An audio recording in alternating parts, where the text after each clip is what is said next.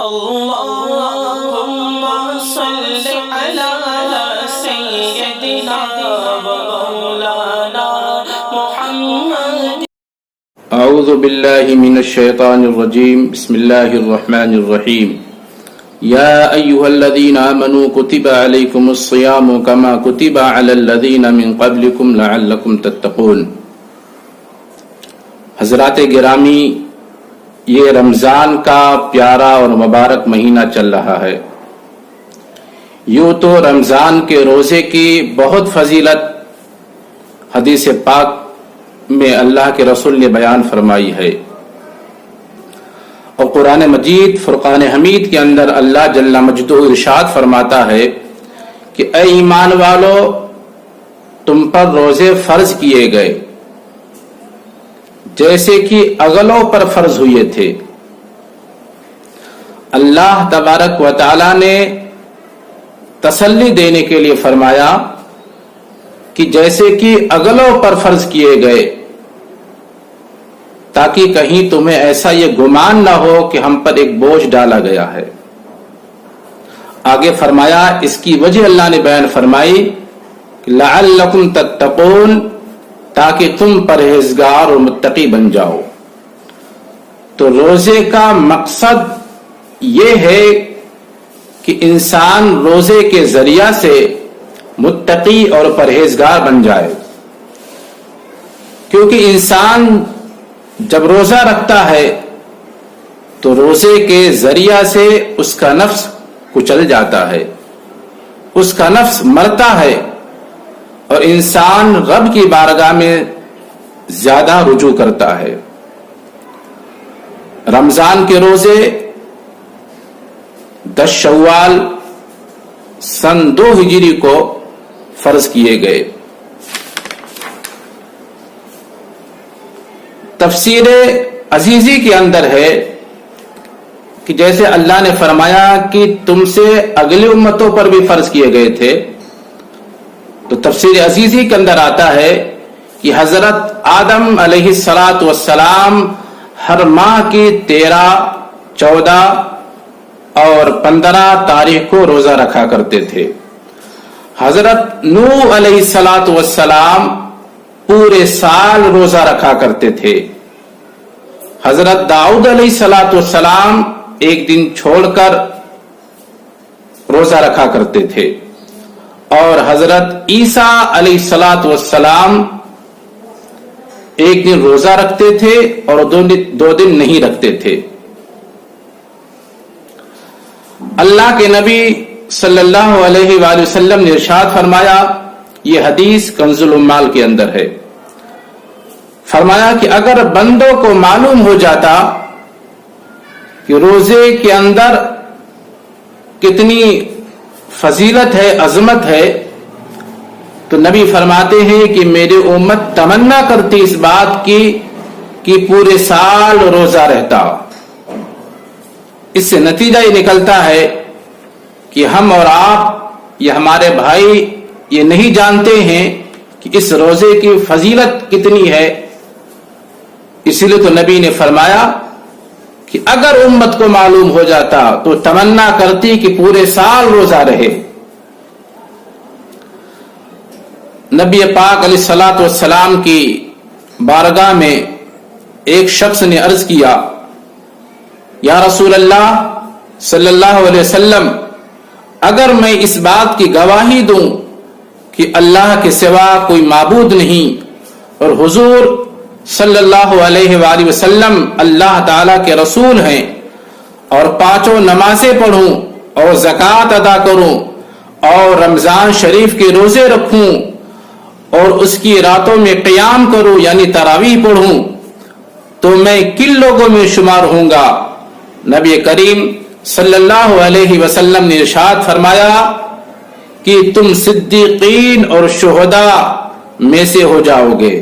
یہ حدیث کنز العمال کے اندر ہے، ابن خزیمہ میں بھی ہے، الترغیب والترہیب کے اندر بھی ہے. تو رمضان کے روزے کی بہت فضیلت ہے. اسی طریقے سے تفسیر نعیمی فرماتے ہیں کہ رمضان شریف وہ برکت والا مہینہ ہے کہ اس کا دن ہو یا رات ہو ہر وقت عبادت ہوتی ہے. روزہ عبادت، افطار عبادت، تراویح عبادت، پھر تراویح پڑھ کر سونا بھی عبادت، کیونکہ سحری کے انتظار میں سویا اور سحری کھانا بھی عبادت ہے. گویا رمضان شریف کا دن ہو یا رات ہو اس کی ہر ساعت عبادت ہی عبادت ہے.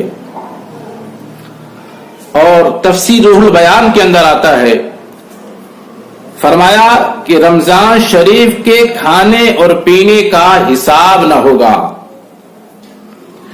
اسی طریقے سے امام بخاری نے اس حدیث کو روایت کیا، امام مسلم نے اس حدیث کو روایت کیا، اور اس حدیث کے راوی حضرت ابو ہریرہ رضی اللہ تعالیٰ عنہ ہیں. آپ فرماتے ہیں کہ نبی پاک صلی اللہ علیہ وسلم نے فرمایا جب رمضان آتا ہے تو آسمان کے دروازے کھول دیے جاتے ہیں. ایک روایت میں آتا ہے کہ جنت کے دروازے کھول دیے جاتے ہیں، ایک روایت میں ہے کہ رحمت کے دروازے کھول دیے جاتے ہیں اور جہنم کے دروازے بند کر دیے جاتے ہیں اور شیاطین زنجیروں میں باندھ دیے جاتے ہیں. حضرات گرامی، یہ رمضان المبارک کی فضیلت ہے، عظمت ہے کہ اس کے صدقے میں شیطان قید کر دیا جاتا ہے. اور شعب الایمان للبیہقی کے اندر ہے کہ حضرت عبداللہ بن عباس رضی اللہ تعالیٰ عنہ فرماتے ہیں کہ جب رمضان شریف کا مہینہ آتا تو رسول پاک علیہ الصلوۃ والسلام قیدیوں کو آزاد فرما دیتے اور ہر سائل مانگنے والوں کو عطا فرماتے. اسی طریقے سے مسند امام احمد بن حنبل کے اندر ہے اور تفسیر نعیمی بھی فرماتے ہیں. آپ فرماتے ہیں کہ قیامت میں رمضان اور قرآن روزے دار کی شفاعت کریں گے. اب آپ دیکھیے کہ ہم جو روزہ رکھتے ہیں، قرآن پاک کی تلاوت کرتے ہیں، یہ قرآن کا پڑھنا اور رمضان مبارک میں روزے رکھنا یہ بھی شفاعت کریں گے قیامت کے میدان کے اندر. مسند امام احمد بن حنبل کے اندر موجود ہے حدیث. آگے فرمایا کہ رمضان اللہ تعالیٰ کی بارگاہ میں کہے گا یا اللہ میں نے اسے دن میں کھانے پینے سے روکے رکھا، اور قرآن عرض کرے گا یا رب تعالی میں اسے رات میں تلاوت قرآن یعنی تراویح کے ذریعہ سونے سے روکے رکھا. اللہ تعالی رمضان اور قرآن کی شفاعت قبول کرے گا اور روزہ دار کو بخش کر جنت عطا فرمائے گا. اسی طریقے سے امام بخاری اپنی حدیث میں نقل کرتے ہیں، امام مسلم اس حدیث کو رقم کرتے ہیں، سنن ابی داؤد کے اندر بھی ہے کہ ہمارے پیارے آقا رسول پاک صلی اللہ علیہ وآلہ وسلم نے فرمایا من صام رمضان ایمانا واحتسابا غفر له ما تقدم من ذنبه. یعنی جو شخص ایمان و اخلاص سے رمضان کے روزے رکھے اللہ تعالیٰ اس کے پچھلے گناہ بخش دیتا ہے. تو حضرات گرامی، یہ رمضان کے روزے بڑی اہمیت کے حامل ہیں اور اللہ کی رحمتیں برکتیں اس مہینے میں نازل ہوتی ہیں.